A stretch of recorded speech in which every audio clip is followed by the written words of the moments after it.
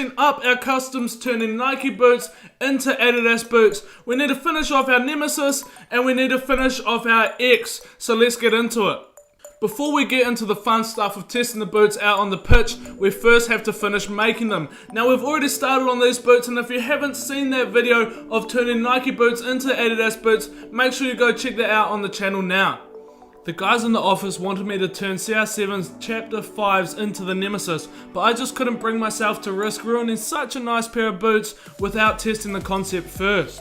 So for this reason, I decided I would test it on a fake boot instead, and if I'm customing one fake boot, why not do 3? Of course I've already made the pure control, so let's get into turning the fake Superfly into the Nemesis. We start by turning our Nike Superfly into the Adidas Nemesis. First thing we gotta do is get that orange base coat sprayed onto the boot.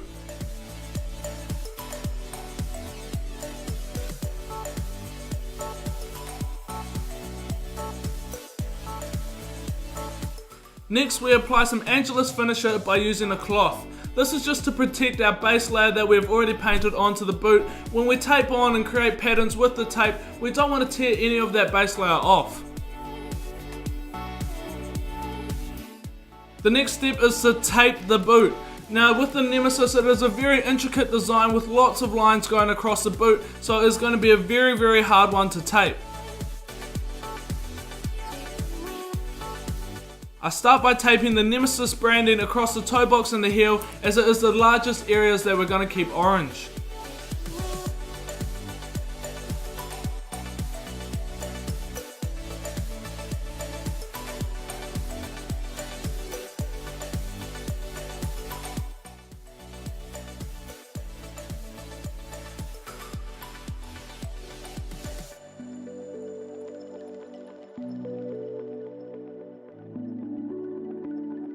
Next, I tape the stripes on the toe box and the heel, remembering that any area that isn't covered with tape is going to turn black.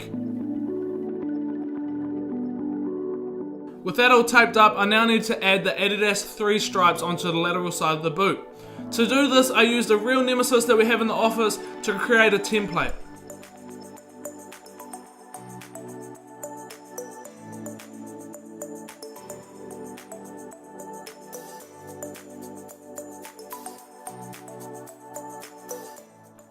Once this template is created, it is easy as just peeling it off and sticking it on.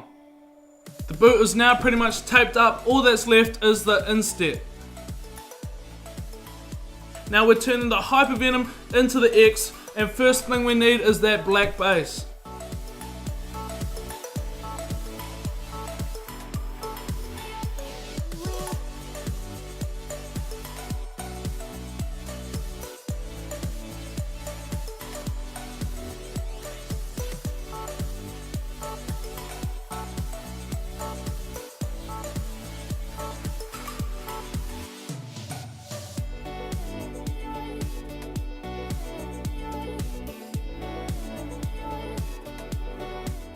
With the black base all done, it is now time to try and get that speckled detail pattern onto the upper. So what we have is a mesh material that we're going to tape around the boot, and we're going to hope it's going to create as near that pattern as possible. We're going to use a spray can for this part of the process, as the airbrush would just not put out enough paint quickly enough for the desired effect. Shaking our red spray paint well before we're spraying it, it is time to cross our fingers and hope for the best.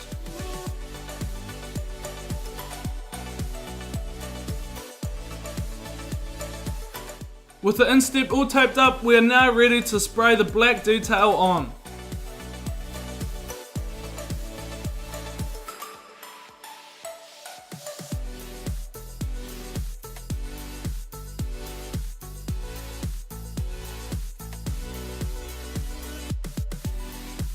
When using the airbrush to spray this black detailing onto the upper of the Superfly, it is very difficult. This is because the Superfly features a rib design along the upper, which creates an uneven surface for the tape to take to. This means that it is very important that you spray with the right angle of the airbrush, as any angle that can go under or through the tape is going to cause a problem.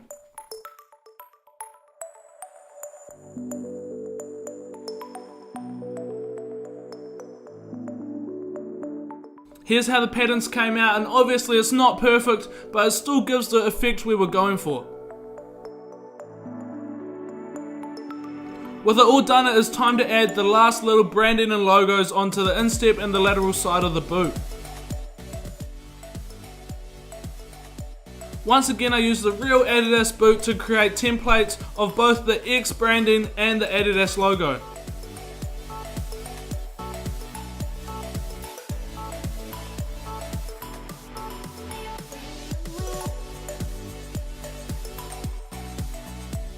Once these were made, it was time to transfer them over onto the boot. Now this Adidas logo is one of the most intricate templates I have ever made. It was truly difficult to both make it with tape and then transfer it onto the boot itself. But with it done, it is time to spray it with the airbrush once again, and let's see how it came out.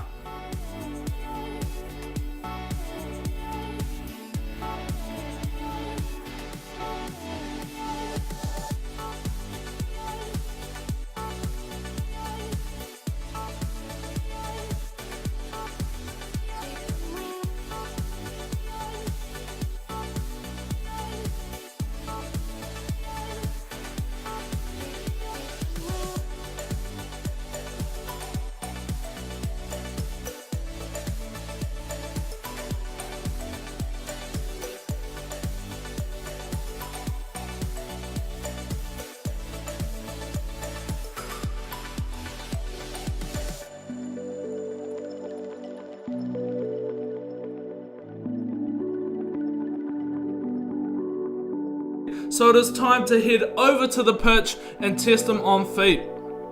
So guys, here we are at the pitch and we're getting into the fun part of the video. We're going to see how these boots look on feet, how they feel, but most importantly, how well the customizations wear when they're put to the test on your feet in a play test.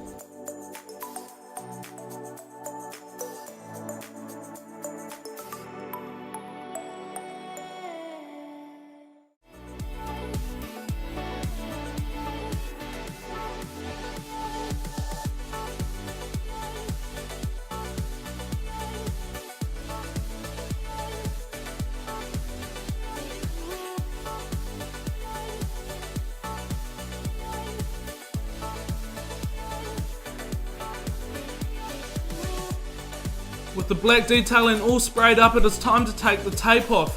Fingers crossed the paint didn't leak out.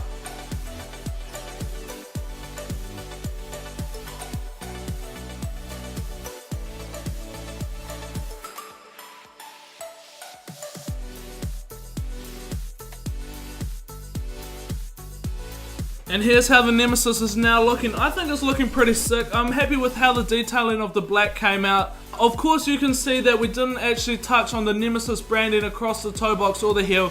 This is because it was just too hard to do. There was no way we could have taped it and no way we could have drawn it on either, so we decided to leave it blank. As you can clearly see what the boot resembles, and it still looks good.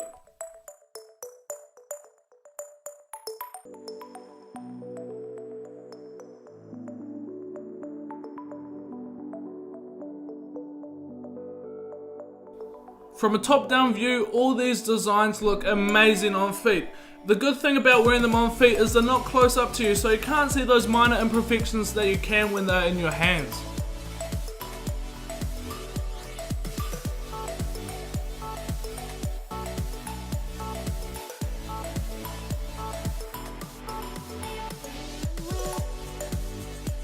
Personally, my favourite design has got to be the Pure Control. Make sure you let us know and vote in the poll card now. What is yours? Pure Control, Nemesis, or the X?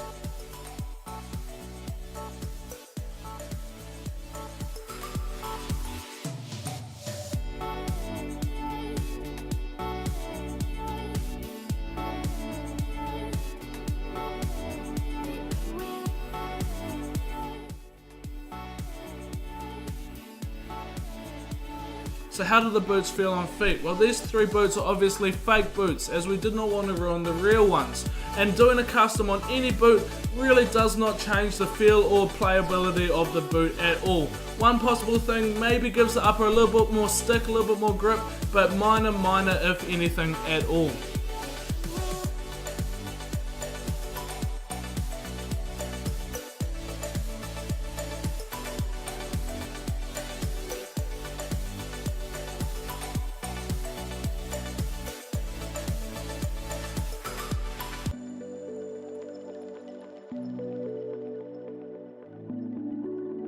So there it is, we've done a little bit of a play test with the boots on feet, but now we're just going to have a look at the general wear and tear and how they've stood up.